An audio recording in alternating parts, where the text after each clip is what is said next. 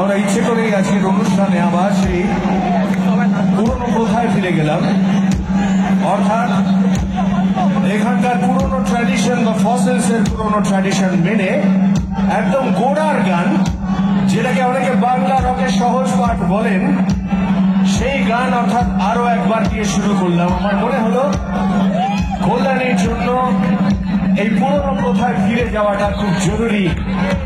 এটা কল্যাণী ডিজার্ভ করে, তার কারণ কেউ বলছেন 17, কেউ বলছেন 18, কেউ বলছেন 19, কিন্তু বটুরা বলছেন এটা হলো 20 নম্বর বছরে ফসেলসের শো। এই মাঠে 21 হতো, কিন্তু মাঝখানে কোভিড ছিল বলে 1 বছর আমরা করিনি। সেই বছরটা বাদ গেছে, কিন্তু বাকি কোনো বছর বাদ যায়নি। এই মঞ্চে বারবার এসেছে ফসেলস, এবং এই মঞ্চে বারবার এসেছে ফসেলস। আমি মনে করি আমরা সবাই মিলিয়ে ফসেলস, শুধুমাত্র এই স্টেজ নয়, এই পুরোটা জুড়েই ফসেলস।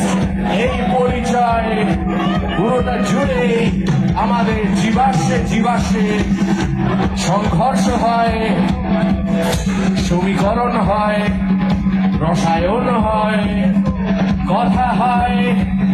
এই পুরোটা জুড়েই আমাদের শুধু স্মৃতির নয়, আমাদের সঙ্গীতের সঞ্চয়।